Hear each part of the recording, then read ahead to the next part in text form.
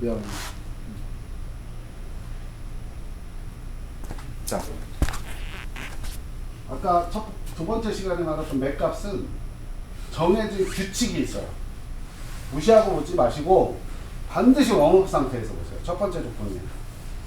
열을 완전히 받쳐가지고. 그럼 웜업 상태가 도대체 뭐냐? 팬이 돌고 단 다음입니다. 또는 90도 이상으로 한번 올라갔던 엔진, 이해가시죠? 그 엔진을 말해요. 두 번째는 무부하 상태예요. 그러니까 완전 무부하, 아무것도 키지 않은 상태. 특히 주시하셔야 될 건 요즘 차들은 에어컨 기능이나 히터 기능도 학습이 되잖아. 내가 시동을 꺼놓으면 그대로 시동 걸으면 켜져 있잖아요. 그러니까 그걸 운전자가 정비사가 안 끄면 켜져 있다는 부하 상태가 돼버리니까 반드시 끄고 볼 거야. 자, 그 다음에 어느 정도는 산소 센서가 피드백 하는 상태에서 봐야 돼. 어느 정도는.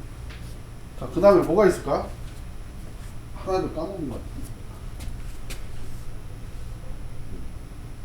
어쨌든 이 정도는 반드시 지키고 맥값을 봐야 된다. 그 다음에 진공 누설은 반드시 확인하고 보는 거예요. 진공 누설. 자, 그 전제하에 맥값을 봐야 되고, 그 맥값은 그러니까 이런 게 있잖아요. 우리가 매뉴얼을 딱 보면은, 그러니까 이 차의 정상은 얼마입니까?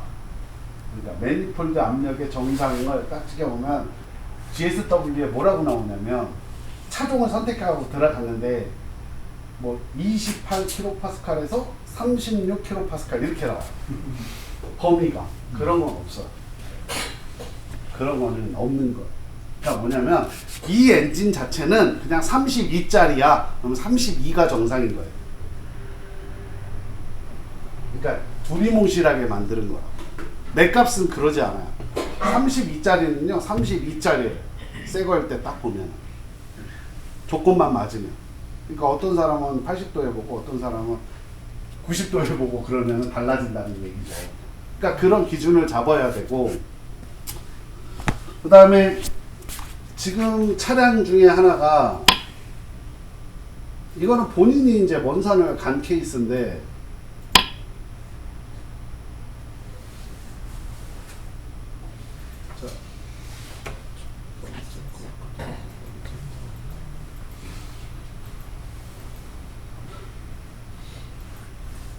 이거랑 있는데, 이거 첫 번째 거 보면은 일단 산소 센서 우리가 기본적으로 산소 센서 GSW나 이런 데 보면은 주기는 어떤 한 지점에서 시작했을 때 다시 제자리로 오는 데까지의 주기. 그러니까 우리 삶의 주기는 시작점을 어디로 보는 거예요? 다 가정으로 보는 거예요. 그러니까 사람은 가정으로 보는 겁니다. 그러니까 집에서 내가 나와서 다시 집에까지 들어가는 게 한 주기죠. 그걸 일일 한 주기라고 하는 거지. 그거를 근데 이제 이게 깨지기 시작한 거예요. 가정이 없으니까. 어떻게? 1인은 안 들어가도 되죠. 직장에 출근한 상태에서 다음 직장까지 이렇게 돼버려요. 그러니까 뭔가 문란해지죠. 아니, 문란해질 수밖에 없다고 생각해요, 저는. 그러니까 그런 주기거든요. 산소 센서도 마찬가지예요. 하나가 농으로 갔다가 희박으로 떨어졌다가 다시 제자리에 오는 데까지 걸리는 걸 주기라고 얘기를 해요. 근데 그 주기를 왜 만들어내냐면 촉매 때문에 만들어내죠. 그러면 거기서부터 계산을 하면 촉매라는 것은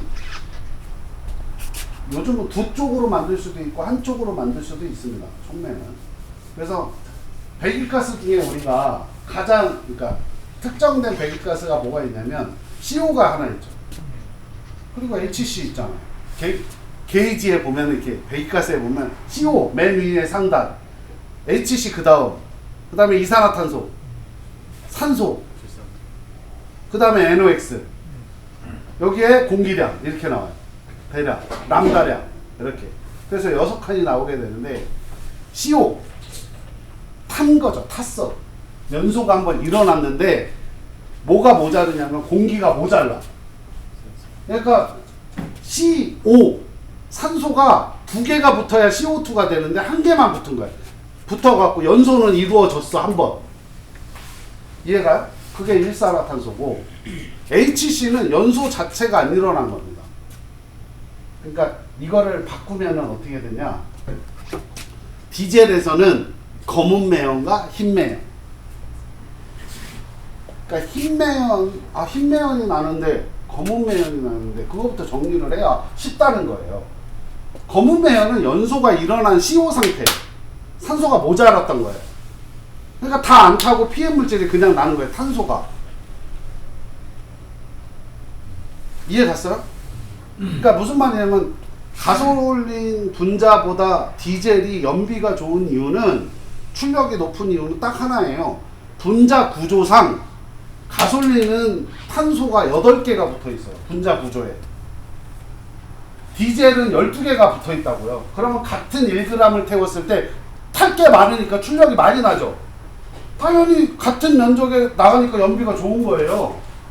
이해 가시죠? 이거는 기본적인 원리인데 그러면 산소 8개랑 12개면은 당연히 얘는 산소가 많이 필요할 거 아니에요. 그래서 과잉률이 높아요. 얘는. 그런 구조라면 CO는 산소가 어떤 이유로 모자랐었다. HC는 타지 않았다. 그러니까 화염 전파가 안 됐다고. 그래서 구형 엔진들은 그러니까 플러그가 옆구리에 있다가 상단으로 올라갔지 않습니까?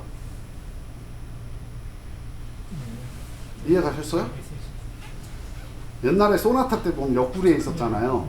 그러면 화염 전파를 딱 보면은 좁은 면적에서 넓은 면적으로 퍼져 나가다가 다시 좁아지죠. 그러면 그 끄트머리가 안 타요. 그래서 양쪽의 화염 전파 길이를 똑같이 하기 위해서 센터로 옮겼다고? 그러면 위에 상단에서 이렇게 밑으로 퍼져 나가잖아요. 그 거리가 일정해서 그게 그나마 가장 안정적이었거든요. 근데 구조학상 위에다가 한 개를 심기가 어려운 벤치 엔진에서는 양쪽 끝에다 2개를 박았다고. 그래서 거의 이제 모서리 공간이 없게. 그러니까 끝에서 안 타면 HC가 나오고 그 HC가 나온다는 얘기는 안 탔다. 흰매연으로 나온다고. 흰매연은 연소가 안 된 거예요. 대표 나온 거예요. 액체가 연소실 들어가서 대표 나오면 무조건 흰색이에요. 그게 오일이든 물이든 경유든. 그러니까 이게 아침에 냉간시에 흰매연이 볼록볼록 퐁퐁퐁 나오다가 가속하니까 검은 매연이 나와. 푸르틱틱한 매연이 나오다가 가속하면 열 다 받으면 검은 매연이 나오는데 그럼 거의 인젝터가 나쁠 확률이 높아요. 무화도가 안 좋고 무화도가. 그러니까 무화도가 안 나오면 이게 한쪽에 삐져서 싸거든 이렇게. 그냥 냉간시에는 옆구리에 묻었던 게 그냥 대표 나와. 벽에 묻었던 게. 근데 그게 누적돼 있을 거 아니야 그 안에. 그러니까 나중에는 이제 그게 푸르틱틱한 매연은 흰 매연하고 검은 매연이 섞일 때가 푸르틱틱한 거예요. 타이밍이 안 맞을 때. 그러니까 청색이 원래 청색으로 나오는 게 아니고 흰매연하고 검정색이 섞였을 때 그러다가 일정 기간 넘어서면 뭐가 되냐면 검은 매연이 섞여 나오죠. 확실히 이런 경우니까 그러니까 정리를 어떻게 하는 건데 그 중에 그럼 이렇게 해보죠. CO는 HC는 둘 다 태워야 됩니다. 그거를 뭐라 그러냐면 산소를 붙여준다 그래서 산화라 그래. 산화 촉매에서 해결을 해야 돼. 그러면 산화 촉매에는 산소가 있는 게 유리하죠. 일 처리하기가. 그러니까 여기 남자 방인데요. 여기 밀폐된 방이고 저쪽 방이 여자 방인데요.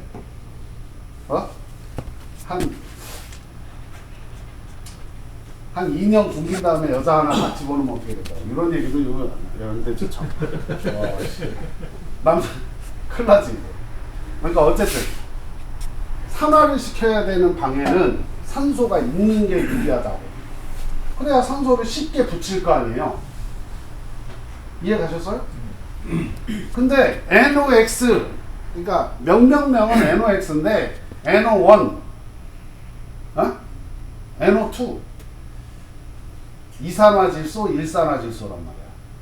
산소가 하나 붙은 놈, 산소가 두 개 붙은 놈, NO3, 오존이 붙어가지고 있는 놈은 있는지 모르겠는데 어쨌든 더 지독한 놈이겠지.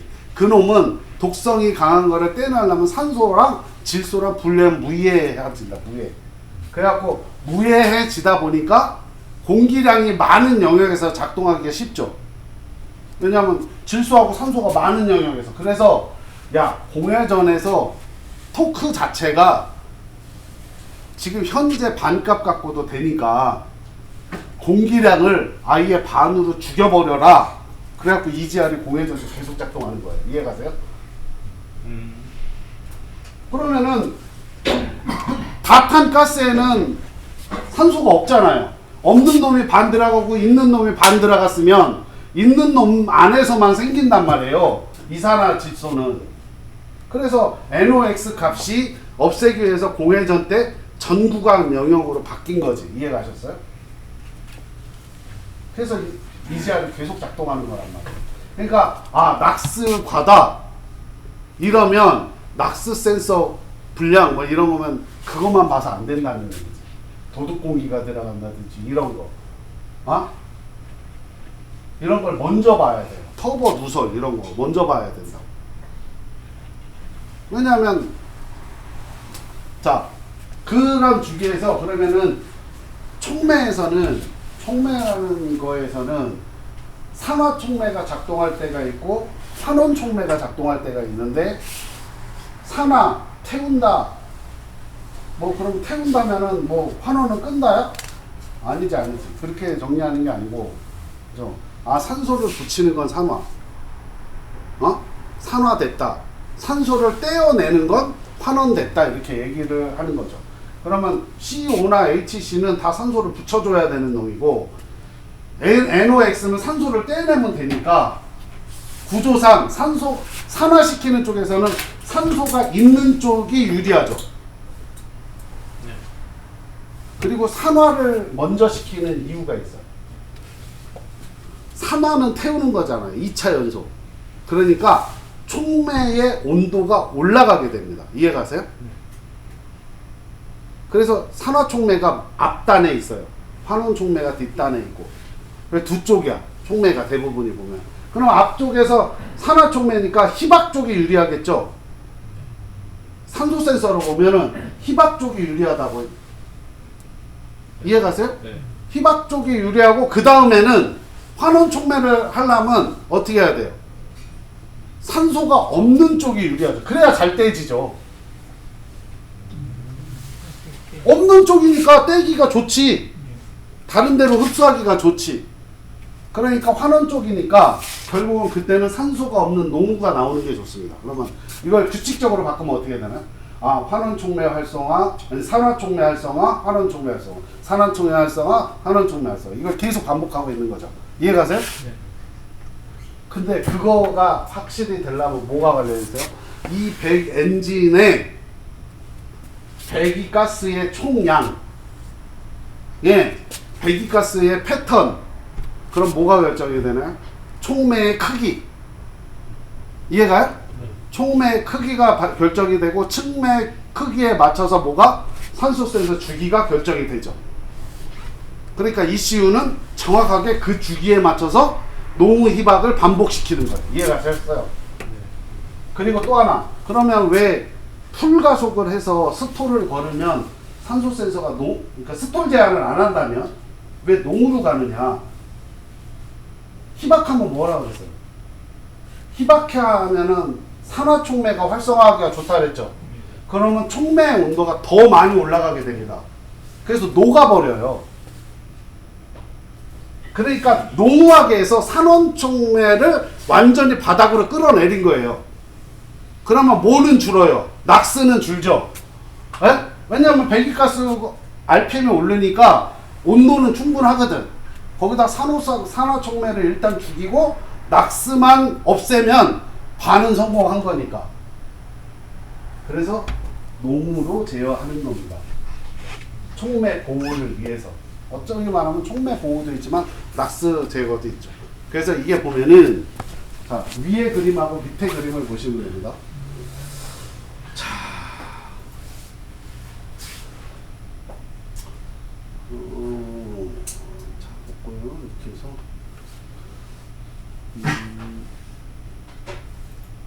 필터 처리를 하겠습니다. 필터 처리를 했어요. 깨끗하게 나오니까 좋죠. 좋잖아요. 아, 산소 센서는 전압이 1V밖에 안 되잖아요. 그죠? 근데 점화 전압은 400V 막 이러니까 1V에 비해서 400V는 진짜, 그러니까 1층하고 400층하고 생각해보세요. 단차가 얼마나 나는지. 그러니까 1V는 전압도 아닌 거예요. 저쪽에서 보면. 그냥 똥 싸는 방구만으로도 막 잡음이 엄청 생기죠.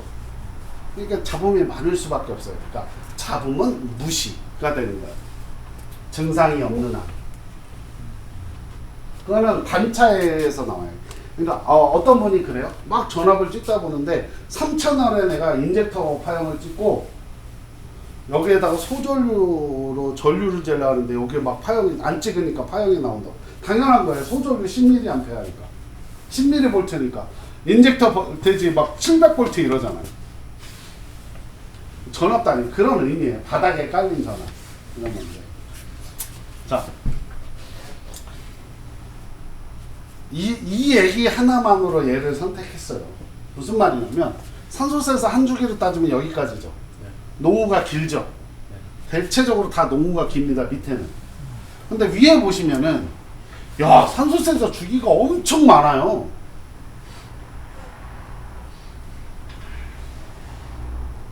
아니, 주기가 뭐라 그랬어요? 시작점에서 다시 시작점까지의 반복이잖아요. 얘는 여기서 시작했다면 이렇게 와서 여기까지예요. 제 위치가 여기. 이렇게. 근데 얘로 따지면은 여기서 따지면 여기서 여기거든요. 이해 가세요? 이거. 무슨 말이냐면 이 사이에 요 한 사이클 사이에 여기서부터 밑에 거 4번 채널을 여기까지 딱 보면 한 사이클의 주기죠. 그러면 봐볼게요. 몇 바퀴가 돌았을까요? 뭘 계산해요? 그냥 쉬어보면 되지. 쉬어보면 되잖아요. 자, 여기 뿔에서 여기 뿔까지가 한 바퀴예요. 그랬잖아요. 이걸 분해하면 다시 분해해 볼게요.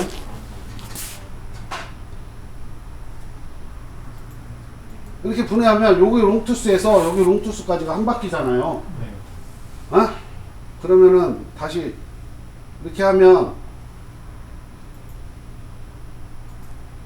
이렇게 놓고 봤을 때 자, 하나, 둘, 셋, 넷, 다섯, 여섯, 일곱, 여덟, 아홉, 열, 열하나, 열둘, 열세, 열네, 열다섯, 열일곱, 열여덟, 스물, 스물하나, 스물셋, 스물넷, 스물다섯, 스물여섯, 스물일곱, 스물여덟, 서른, 서른하나, 서른둘, 서른셋, 서른넷, 서른다섯, 서른여섯, 서른일곱, 서른여덟, 서른아홉 개.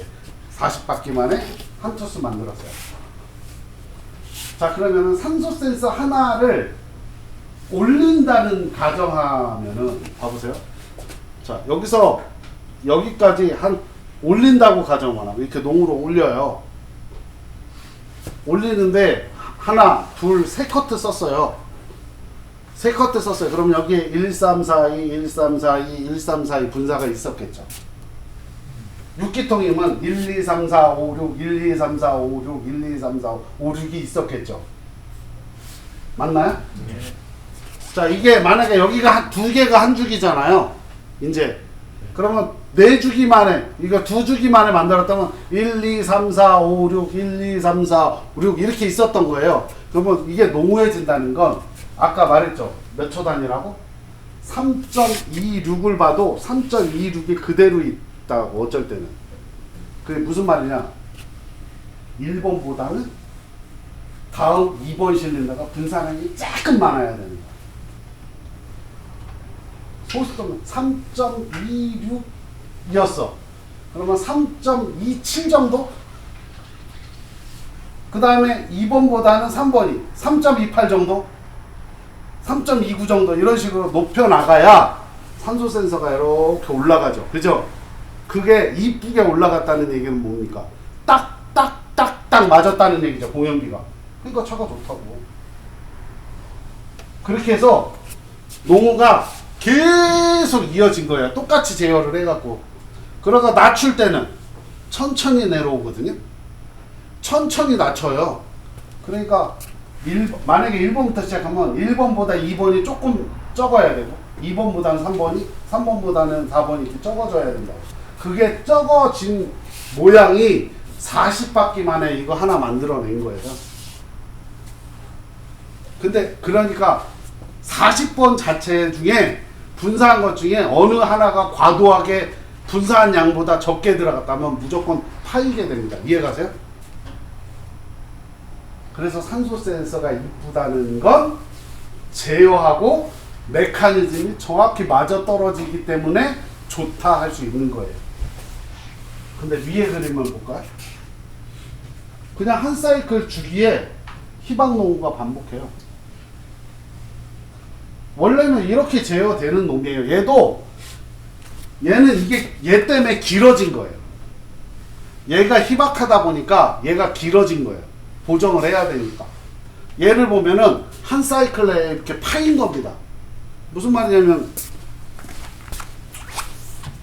자, 여기를 볼게요. 요거 한 주기 딱 볼까요? 요거 딱 한 주기 보면요. 딱 한 바퀴죠? 두 바퀴. 두 바퀴 만에 산소 센서가 농후했다가 희박한다는 얘기는 이유를 따져보면 1, 2, 3번은 농후하면 4, 5, 6번은 희박했다는 얘기입니다. 이해가세요? 그러니까 산소 센서 반응 속도는 그만큼 빨라요. 그걸 그렇게 제어하면 안 되는 거거든요. 그러면은 감당을 할 수가 없어요. 저 공연비 제어 자체를. 그래서 여기 보면은 희박했다 농후했다가 이렇게 극명하게 갈리는데, 저럴 때 우리가 이제 6분 컷을 찍고 서비스 데이터 분석해 보면 위에 찍은 게 있으니까 한번 볼까요? 자, 이렇게 찍었어요. 어떤 이유로 찍었는데 이렇게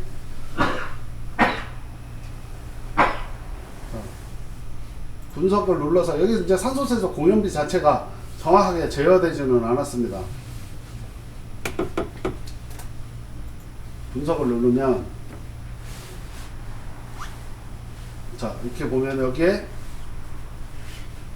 산소 센서 피드백 카운트가 하나는 정상이고 하나는 노란색이고 하나는 빨간색으로 뜨는 이유가 정확하게 피드백 제어가 안 됐다는 얘기고, 많아지면 많은 실린더가 불량일 거예요. 많은 실린더가. 왜냐면 무슨 말이냐면, 이게 어떤 이유냐, 이게 엔진이 부조하는 차예요. 이게 엔진이 부조하는데 특정 실린더가 부조합니다. 그럼 어떻게 되죠? 3번 실린더가 부조해요. 그러면 ECU는 1번보다는 2번이 농후 쪽으로 가게끔 하려고 해요. 지금 상황이 1번보다는 2번이 조금 많았겠죠. 3번도 분산은 했을 거예요. 근데 이걸 실화해버려요. 실화. 그럼 어떻게 되나요? 얘가 갖고 있는 산소는 그대로 나가죠. 100km. 그러니까 얘에서 꺾이기 시작하면 희박으로. 여기서부터 다시 출발하려고 그러는데 3번이 도래하면 또 꺾이죠. 그래갖고 파이는 겁니다. 이걸 기통간 공연비 불량이라고 하고, 여기에 3번 실린더가 뜨는 것까지는 인지를 하고 갈았어요. 정화를. 그러면 잡혔어야 되거든요. 그러니까 이분도 마찬가지로, 자, 여기 다시 가면 볼까요? 자, 보면은 이렇게 찍었는데 여기 몇 가지가 있습니다. 몇 가지가 있는데, 일단은 이렇게 분석을 순서대로 눌러서, 자, 이렇게 보면 플레이 해볼게요. 자, 여기서 볼까요? 반복 플레이 해놓고요. 어려운 고장 아니에요. 후더덕이 아니죠. 패턴은 고정적이에요. 자, 여기 보면 실린더 번호가 써 있어요. 2, 3, 4 색깔별로. 그러면 1번이 빨간색이에요. 그러면 1번부터 시작하면 1번은 RPM이 높았어요. 여기 기준에서 보면은 1번이 가장 높아요. 그 다음에 2번은 조금 높았고 3번이 부족했어요. 그러니까 가장 RPM이 낮아요. 그러니까 3번이 RPM을 확 떨고 놓으면 4번이 정상적으로 폭발을 한다 그래도 이 RPM이 바로 복원되나요? 아니 이거 우리 업장하고도 관련인데 자 우리가 10월, 11월, 12월까지 잘 벌었어요. 1월부터 꺾이기 시작해요. 근데 1월에 진짜 유독 많이 팍 떨어졌어요. 그게 2월에 바로 복원되나요? 아니죠. 그거랑 비슷하다는 거예요. 삶에는 제가 봐서는 비슷한 것 같아요. 그러니까 어떤 3번 실린더가 RPM이 확 실화를 했어요. 그럼 RPM이 팍 꺼졌을 거 아니에요? 그러면 3번 다음에 4번이 정상 폭발을 하더라도 얘의 RPM 꺼진 것보다는 높을 거지만 바로 복원은 안 되죠. 그러니까 보면은 3번이 부조하고 가속하는 거고 지금 3번이 부조를 하고 좀 넘어가면 볼게요. 공회전 때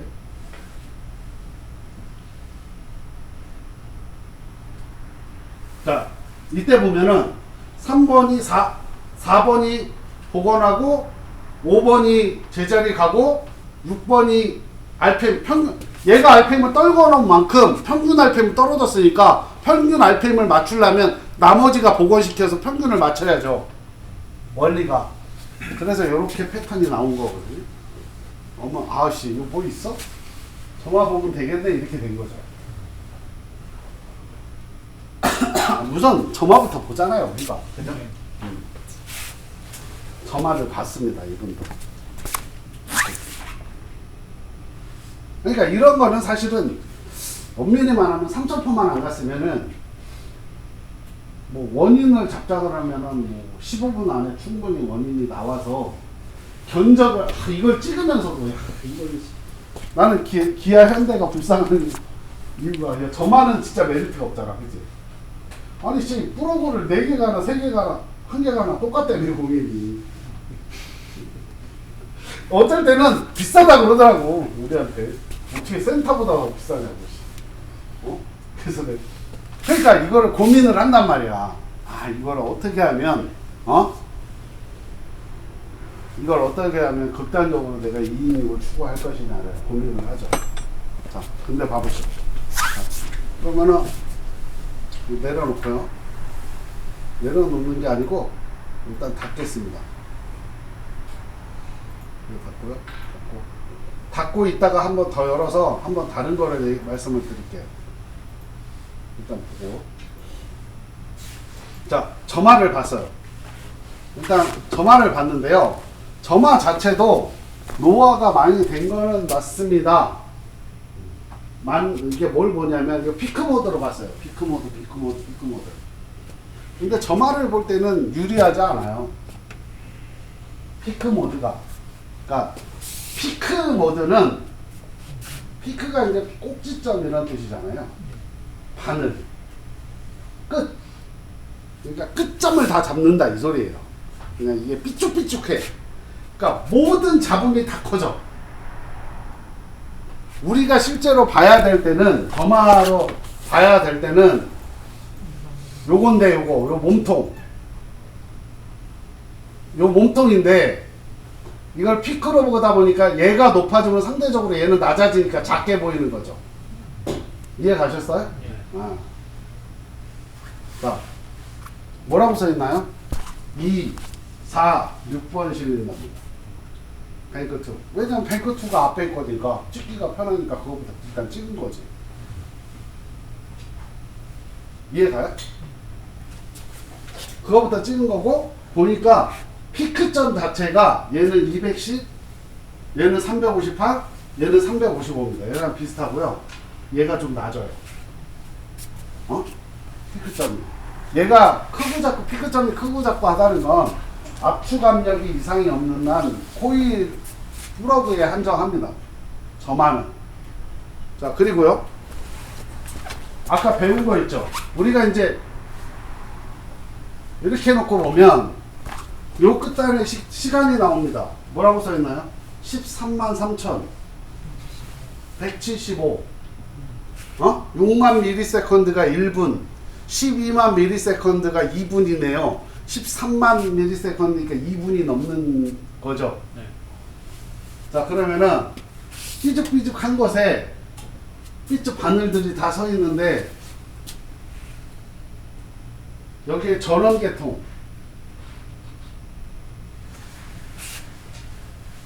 전원계통을 자 보세요. 이거를 확대해 보면 이렇게 해서 왼쪽 마우스 오른쪽 마우스 확대해요. 여기 보면은 여기가 몇 볼트예요? 여기가 그라운드에서 살짝 떠 있죠.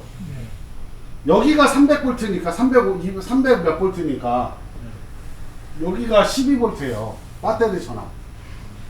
그러면 그림이 어떻게 되냐면 배터리 전압에서 제어하면 떨어졌다가 올라가서 유도 기전력이 발생하고 다시 제자리. 그러면은 12볼트 떨어지는 거 0볼트 350볼트 유도 기전력에 다시 떨어져 갖고 12볼트 이게 그림이에요. 그러면 이런 거죠.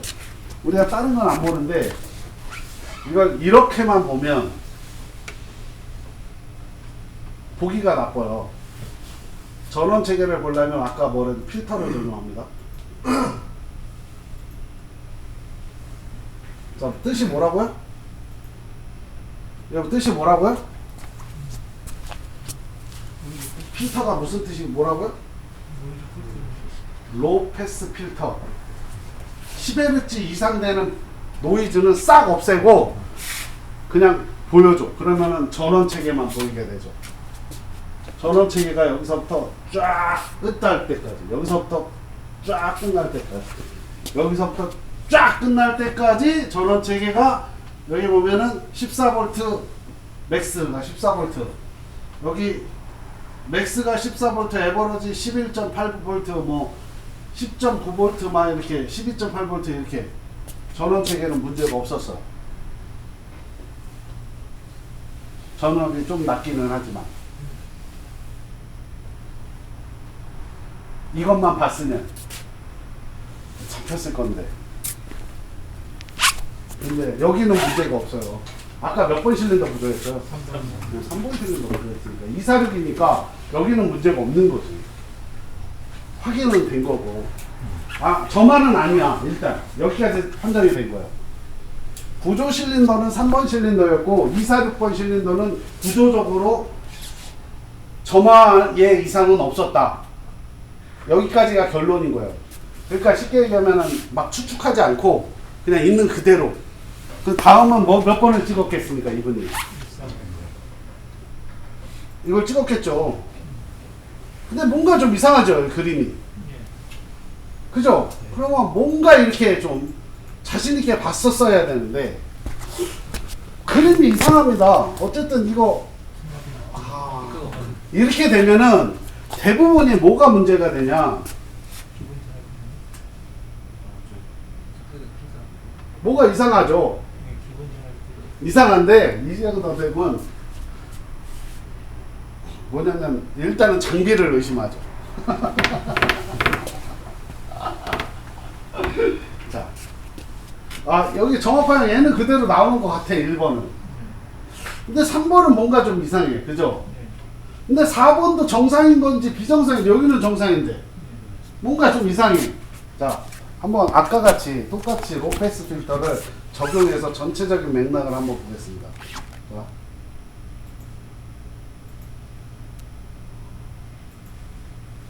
됐나요? 자, 그래 놓고 우리 확대 축소 기능 있죠? 키워보는 거예요. 이렇게 키울 때 중요한 거 있어요. 자, 똑같이 얘를 60까지 키웠으면 얘도 60까지, 오케이? 60까지. 그러니까 같은 비율로 커지는 거지. 이해가요? 그러면은 여기 키워볼게요.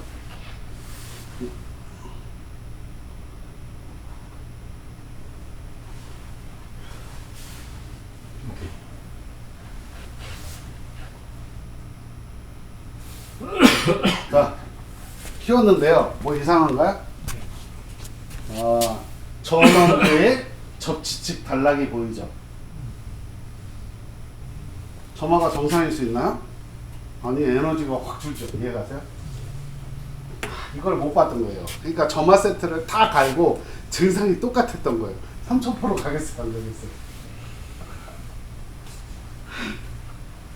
완전 3000%로 가서 완전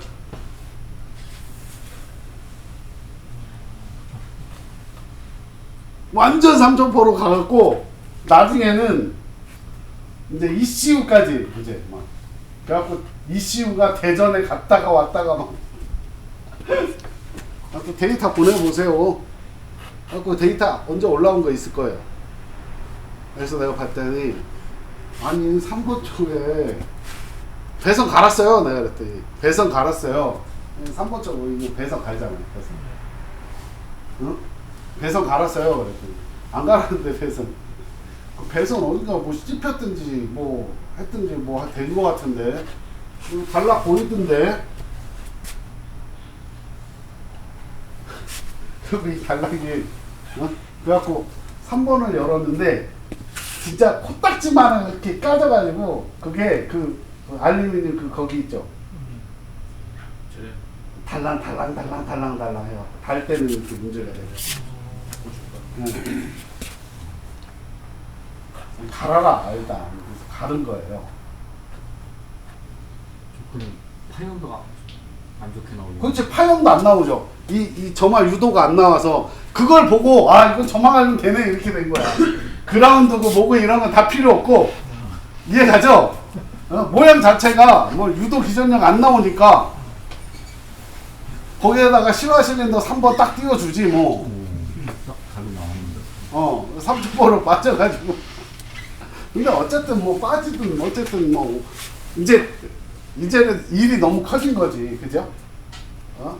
이것 때문에 막 헤드도 갈아 막 여기 안 잡혀갖고 ECU까지 피스톤 빼봤는데 뭐 특별한 이상은 없어. 뭐 밸브도 뭐 그래서 막 ECU까지 막 갔다 와. 막 왜냐면 3번 실화가 계속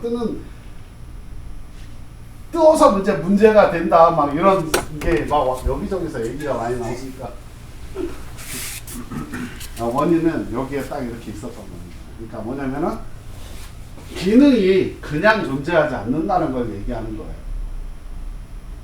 그러니까 습관적으로 얘기하는 건데, 근데 한 가지가 더 있습니다. 이제. 보여드릴까요? 네. 재밌죠? 재밌습니다. 자, 무슨 말이냐면 이 차는 CMP로 펄스가 빠집니다.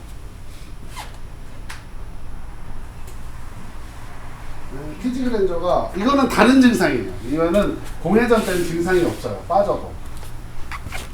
볼게요. 자, 아까 이 그림이죠. 아까 이 그림이었는데 여기 보면은 CKP, CMP가 있으면 뭐 하라 그랬어요? 여기 쪼개지는 거 보이세요? 네. 여기 쪼개진 거 보이세요? 네. 여기 쪼개졌잖아요. 이게 지금 이제 쪼개졌잖아요. 그러니까 보이는 거예요. 원래 그런 거 없다. 원래 그런가 보다가 아니고 여기는 지금 정상이고 여기도 정상인데 여기 쪼개졌잖아요. 여기 쪼개졌고 여기도 쪼개졌는데 이게 다른 데 보면 펄스가 막 빠지고 그런단 말이야. 그래서 내가 얘기하는 거야. 주파수 분석을 해야 되겠어요? 안 해야 되겠어요? 그렇죠. 주파수 분석을 해야죠. 주파수 분석을 해봐야죠. CKP, CMP는 이렇게 보면 여기만 빠지는 게 아니라 이렇게 보면 여기는 뭉태기로 없어졌어요? 안 없어졌어요? 여기 쪼개졌죠? 네. 자, 무슨 말이냐면 이걸 분석을 딱 눌러볼게요. 우리 타이밍 기반 분석이 CKP, CMP를 가지고 우리가 이제 프로그램에 해놓은 대로 분석을 하는 건데 정상적으로 분석이 되면은 처음부터 끝까지 그러니까 진짜 여러분들이 이제 고민을 하고 공부를 해야 되는 것들은 CKP, CMP를 보고 야 여기가 어디가 1번이고 어디가 3번이고 이거를 차종마다 다 공부하는 거야. 차종만 그러니까 뭐냐면은 피코 쓰는 애들이 옆에 이제 우리 장비 쓰는 애가 있어. 는 친구가 있어. 피커는 못 물어봐. 왜 못 물어보고 했어? 걔가 그 피코 쓰는 라인에서 상위 레벨이야. 이해가? 그럼 누구한테 물어봐? 지가 교육하고 다니는데. 괜히 피코 쓰는 애한테 물어봤다가는 바닥 드러나잖아. 그러니까 뭐 물어볼 때 어디가 1번이야 물어볼 때 야 그 저기 더탑 거에 나오잖아. 그거 좀 찾아봐 줘봐. 이렇게 물어봐. 이해가? 그러니까 공부라는 게 옛날에는 이런 거에 어디가 1번 이런 거를 공부했단 말이야. 그런 게 전혀 필요가 없는 거지 지금은. 자, 분석을 한번 해볼게. 이게 분석이 제대로 될 리가 없죠. 아니 이게 기통 판별이 제대로 될 리가 없어요. 자, 보면 자 여기서 타이밍 서버 보기 분석을 딱 눌러요. 딱 눌러서 봤더니 분석은 됐는데 이렇게 볼게요. 이렇게 해서 이 원본 파일을 이렇게 확대를 해보면 자 보세요. 이렇게 할게요. 자 여기 보면 이게 자세히 보여요? 여기 빨갛고 파랗고 막 칸이 쳐졌죠? 네. 칸이 쳐졌어요. 여기 다시 가볼게요. 자 이렇게 볼게요. 여기서부터 여기는 요렇게 해놓을게요. 요렇게. 자 빨갛고 파랗고 녹색이고 이렇게 흰색이고 이렇게 칸이 쳐졌잖아요. 이거는 CKP, CMP를 분석해서 기통 판별을 다 해준 거예요. 2번, 3번, 4번 있지, 5번 있지 이렇게. 여기는 폭발 순서로, 여기는 흡입 순서로. 내가 위에를 배기 순서로 보고 싶으면 여기를 흡입 행정이 아니라 배기 행정으로 놓으면 여기는 배기 순서로 바뀐다고. 여기는 무조건 폭발 순서로 고정. 위에는 배기 순서로. 만약에 바꿀 수가 있어요. 가볼게요. 자, 압축으로 바꿔볼게요. 압축이면 여기 색깔이 바뀌었죠. 녹색에서. 그러니까 분석해서 해놓은 건데 여기 분석됐어요? 안 됐어요? 안 됐다는 얘기는 파형에 문제가 있다는 얘기예요. 안 됐다는 얘기는 그래서 이게 파형이 분석이 안 되네? 하고 이거를 이렇게 당겨서 보면 쪼개졌죠. 여기서 바로 여기 쪼개졌고요, 여기 쪼개졌고요, 여기 쪼개졌고요, 여기 쪼개졌고요. 분석될 수가 없죠. 정상적인 5사이클이 있어야 분석이 되는데. 그래서 봤더니 그래서 제가 그랬어요. 이거 달리다가 출력 부족은 없냐고 물어봐라. 그리고 CVVT에 대한 고장 코드는 떤 적이 없었냐 그랬더니 그거 또 썼네? 그러는 거야. 아씨 이번에 헤드 갈을 때 갈았는데 캠 센서 갈아야죠. 캠 센서 안 갈면 똑같으니까. 근데 이 TG가 또 한동안 캠 센서가 한참 풍기였습니다. 여러분 그랬죠. 복골 보이니까 폐차장감이 참 많다. 빼와라. 근데 다행히 거기 있어갖고 갈아서 내보냈습니다. 그러니까 뭐냐면 상황은 다 닥쳤어요. 오진을 하건 뭐를 하건 견적 내서 아까 뭐라 그랬어요? 진단했으면 뭐 하라고? 견적 내라고. 견적. 나머지는 들고 쳐졌으면 시간 많이 잡고 해결해서 내보내면 되잖아. 뭐 욕은 먹겠지. 그렇지만 견적 안 내면은 매출이 없으니까 견적 내고 어느 시간 내고 분석은 체계적으로 하고. 이게 정확한 패턴이 있거든요. 나한테는 이게 많아. 이 데이터가. 이 빠짐이. 그러니까 여기에 보면은 아까 기타에 그죠? 기타. 자, 기타에 주파수 분석 여기 해가지고 여기서 CMP 그죠? 캠 포지션 센서 분석. 자, 이렇게 했으면은 여기 노이즈 많아요. 여기 노이즈 많잖아요, 이거. 여기는 깨끗하죠?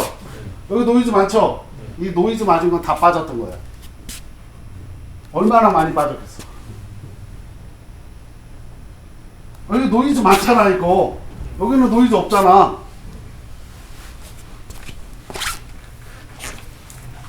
여기는 노이즈가 많고요. 이렇게 불규칙하게 움직였단 말이에요. 정상적인 거는 여기는 규칙적이죠. 근데 여기는 빠졌었어요. 그러면은 이게 원본을 쫓아간단 말이에요. 볼까요? 이렇게 놓고, 자, 여기 동기화 해가지고, 이거를 여기에서 보여줄 수도 있어요. 요 자리를 이렇게 가서 딱 보면, 요 자리에 딱 빠져있죠.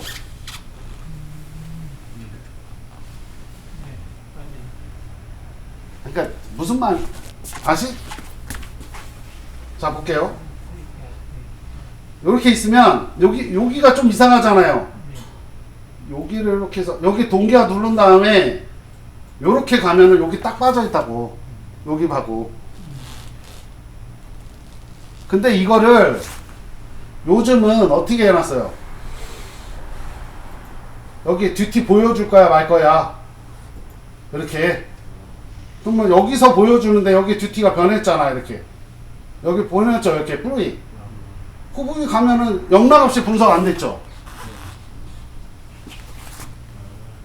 요 부분이 딱 하면 여기 딱 빠져있지. 그러니까 무슨 말이냐면 센서의 분량이든 어쨌든 학습이 필요한 게 아니고 프로그램을 어떻게든 빠짐없이 사용할까. 이거는 뭐 그러니까 타이밍 기반 분석을 제대로 해봤으면 아 얘가 분석이 안 되는 이유가 있을 건데 그래서 이제 어떻게 운 좋게 이제 둘 다 해결을 한 케이스죠. 근데 어려운 고장은 아니었어요. 그죠? 근데 3,000%로 빠지기는 딱 쉬웠던 고장은 맞습니다. 이해 가셨죠? 자, 산소 센서는 다음에 한번 더 얘기를 할게요. 그리고 우리 여기 주인공이 여기 오늘 와 있습니다. 와 있는데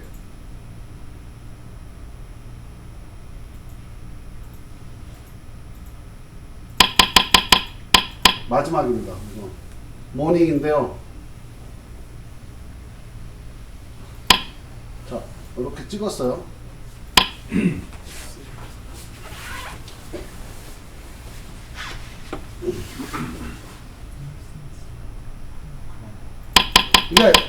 이거 여실 때 항상 이렇게 드래그해서 한꺼번에 여세요.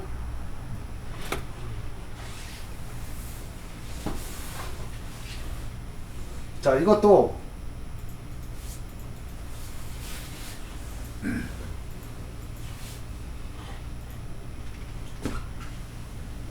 자, 이거는 여기 화면을 먼저 보십시오. 모니터 4개짜리.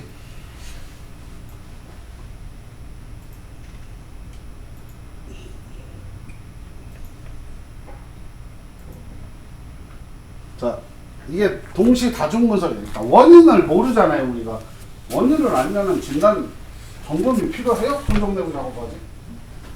원인을 모르니까 진단이라는 걸 하는 건데 이런 게 있어요. 그러니까 한 가지를 분석하죠.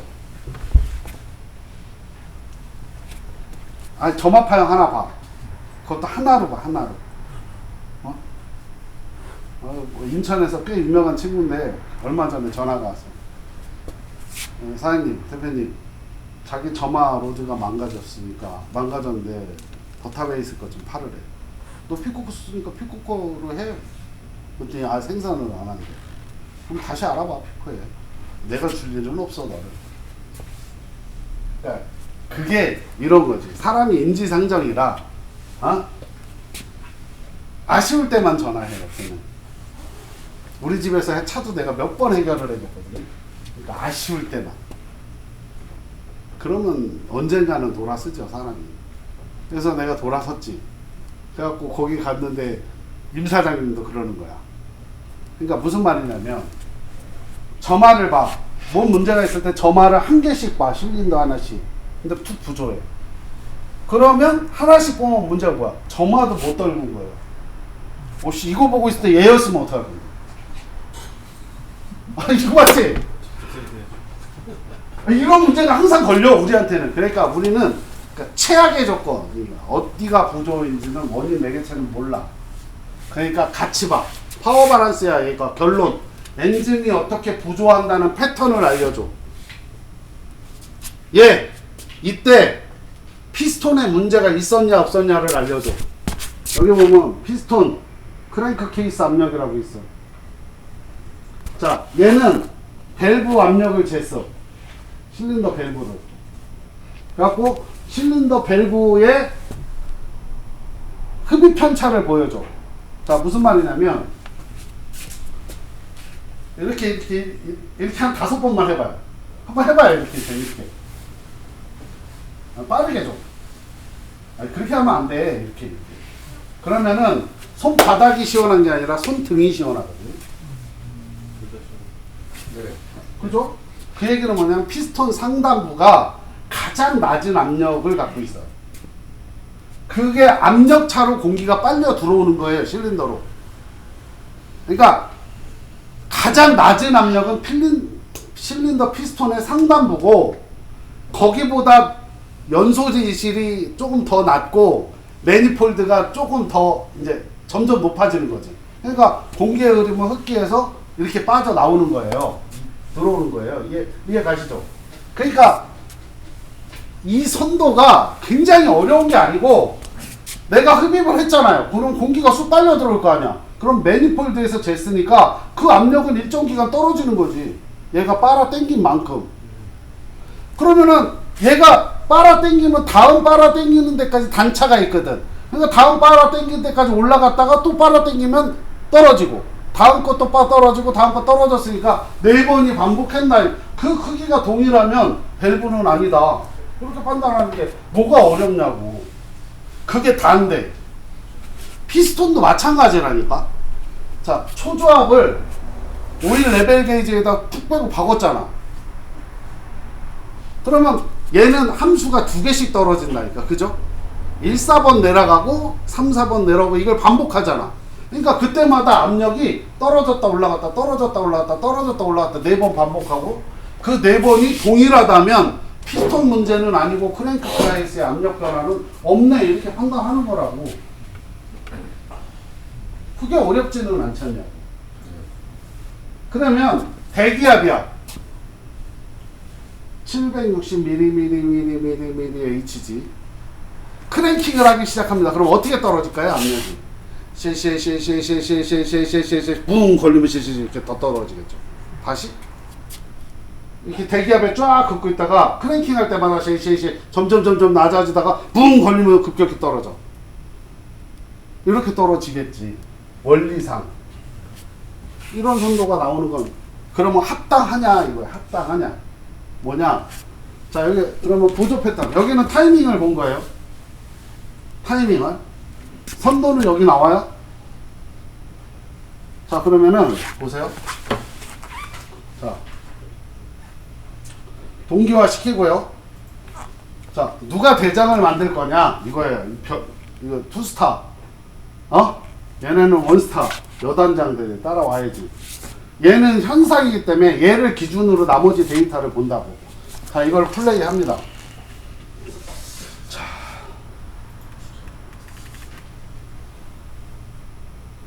자, 그리고 반복 재생 해놓겠습니다. 자, 그냥 이런 거예요. 자, 화형 분석이 뭐 어려울 수도 있고 쉬울 수도 있고, 그래 씨 너는 아니까 쉽지, 그럴 수 있어. 근데 안 봐보고 아는 방법은 없어. 그리고 비정상 차로 차를 고칠 수는 없어. 차를 이해할 수는 없어.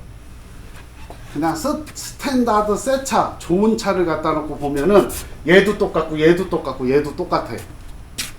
편차 없이. 그게 기준이구나. 그러면 이렇게 볼게요. 자, 여기 한번 보겠습니다. 자, 여기 파워 바란스가 나오고 있는데요. 제일 높은 RPM을 가진 실린더는 1번입니다. 빨간색이니까 1번이죠. 자, 두 번째 3번, 4번이 부조합니다. 그죠? 녹색. 그러니까 평균값에서 RPM이 떨어지고 있습니다. 그러니까 녹색 4번 실린더네요. 네? 그게 연속적으로 매 패턴이 고정합니다. 이게 특정 실린더 구조입니다. 이해가세요?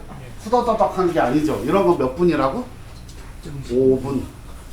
진단 시간 5분에서 10분. 찍는 시간이 판단하는 시간보다 길어. 솔직히. 그래야 된다고. 그런데 여기서 중요한 게 한 가지 나옵니다. 뭐냐면 부조량이 얼만데? 그러니까 이 편차가 얼만데? 실린더 간의 편차가 124rpm. 124rpm이면요. 점화 플러그를 점화를 안 시킨 거랑 똑같은 거예요. 완전 실화라고 해요. 그러면 이제 여기에 있는 거예요. 자, 밸브 때문에 걸맞게 움직여야 되는 거예요. 그러니까 한 실린더가 다 부조하면 완전 실화를 하면 점화가 안 된 거나 인젝터 빤 거랑 똑같다고 이게 상황이. 그걸 4등분을 하면 어떻게 되세요? 100rpm을 잡자고요? 그럼 25rpm씩 빼면 되겠네요. 100, 75, 50, 25 뭐 이렇게. 그러면 처음 부조, 얘는 부조를 심하게 하고 있다고 보고, 자 피스톤은 딱 봐도 아니죠. 이게 피스톤이거든요. 얘는 부조하고 있는 상황인데, 자, 실린더가 지금 부조하고 있는 상황인데, 그냥 딱 보고 여기 뭐라고 써 있어요? 피스톤 크랭크 케이스 압력은 위아래가 동일한 높이를 그리고 있습니다. 그러면 이 이후로 피스톤은 다시 보지 않습니다. 아, 이 부조에서 크랭크 케이스는 열에 확정 직후 하나 뺀 거예요. 자, 그러면 두 번째, 자, 밸브입니다.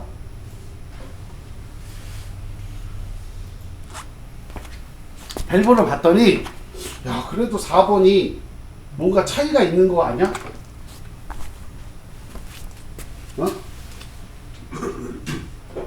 그러니까 크기가 차이가 나죠. 근데요, 여기서 중요한 게 하나 있어요. 4번이 오히려 커요. 흡입량이 작은 게 아니고, 부조를 하려면 작아야 되잖아요.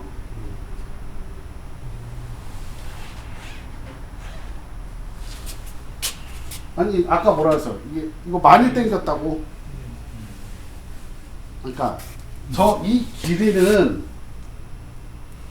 압력의 편차잖아요. 근데 피스톤의 피스톤 면적은 다 동일하죠. 길이 동일하죠. 밸브 열리는 거 동일하면 정상차는 이거 자체가 동일하다고. 그러면 4번 부조면 얘가 작아야지 부조하지. 커졌잖아. 그러면 얘는 뭐가 되는 거냐면, 자, 이런 때 조금, 내가 그래서 이 친구한테 했어. 이 친구가 올려줬는데, 야, 이거는 밸브 문제 때문에 그걸 부조하는 게 아니고 맥동 때문에 그래. 그러니까 엔진이 포도덕 하는데 4번이 느리니까 오히려 오래 흡입을 하죠. 오래. 그러니까 더 많이 내려가는 거니까 실질적으로는 부조해서 나타나는 현상이지. 자, 압축압력 잰거? 자, 압축압력 잰거 한번 있을까 볼게요. 그래서 뭐냐면,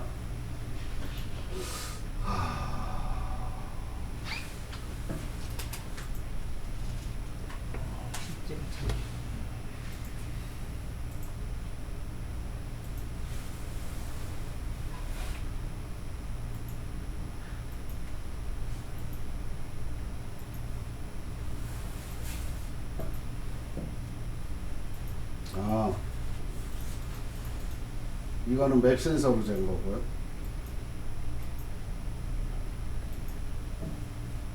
없어요. 압축압력은 안 됐네. 자, 무슨 말이냐면, 어쨌든 밸브는 그러면 뭐가 있을까? 점화는 갈았겠지. 자, 이런 거예요. 자, 그러면 흡기 누설 중에 딱 그 실린더만 터진 경우.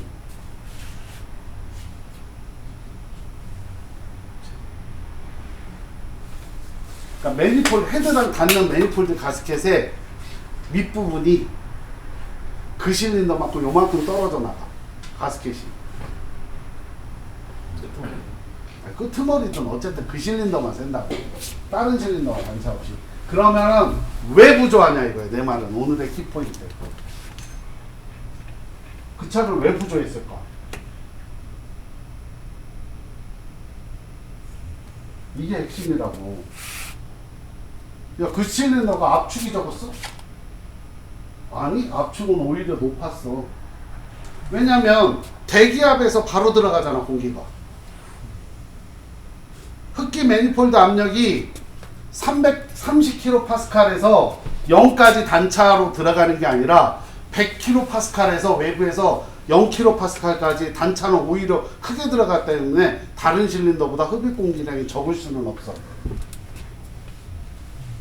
그죠? 거기가 뚫어져 있으니까. 그럼 왜 부조했을까? 이게 정비사가 풀지 못하는 숙제 많아요. 근데 아시다시피 피스톤 쪽에 문제 없었어. 밸브 쪽에도 부조량이 컸다면 작은 상태가 눈으로 딱 보일 정도야. 이게 부조량이 크기 때문에 더 많이 작게 보였어야 돼. 그거 아니었어. 그러면 왜? 자, 여기 볼까요?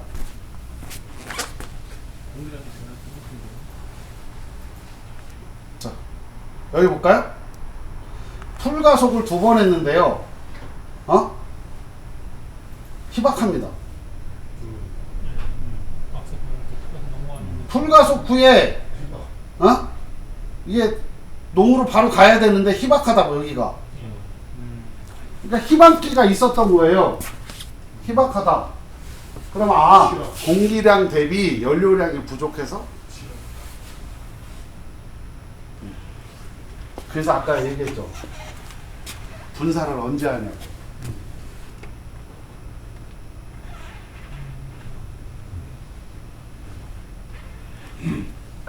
이 실린더에, 자, 4번 실린더만 생각할게요. 항상 뭐부터 생각해요? 흡입할 때는 뭐를 흡입하나요? 공기만 흡입해요? 혼합비를 흡입해요? MPI는, GDI는 둘 다 혼합비를 흡입합니다. 자, 혼합비를 흡입했다고 치고요. 압축했어요. 압축에 문제 없었죠? 점화에 문제 없었어요. 폭발해요. 근데 폭발해서 내려와서 배기를 했어요. 배기 말 되면은 흡기의 분사 시작하죠. 이게 문제. 자, 이게 문제라.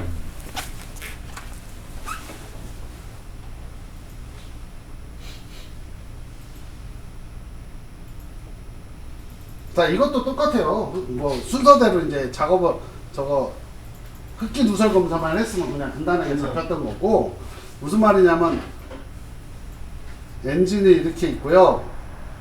매니폴드가 뭐 형상이 뭐 이렇게 있어서 드로틀 밸브가 여기 있다고 가정을 하면 인젝터가 이렇게 박혀 있어요. 근데 여기가 뚫어졌다는 거죠. 그러면 무슨 일이 벌어지냐면 배기 말이니까 배기 말에 흡기 밸브가 열려 있을 때 안 열렸을 때 안 열려 있을 때 여기 인젝터는 이렇게 확 분사가 됩니다. 이해가세요? 근데 그걸 가만히 놔두지 않죠. 여기 압력이 얼만데? 30kPa. 여기 바깥의 압력은 100kPa.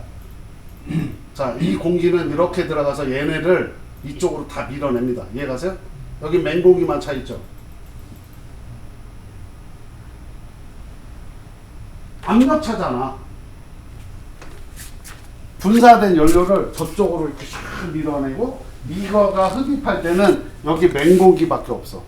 맹공기를 흡입해서 폭발을 했는데 폭발이 안 됐겠지. 또 분사를 하고 나면 또 밀어내.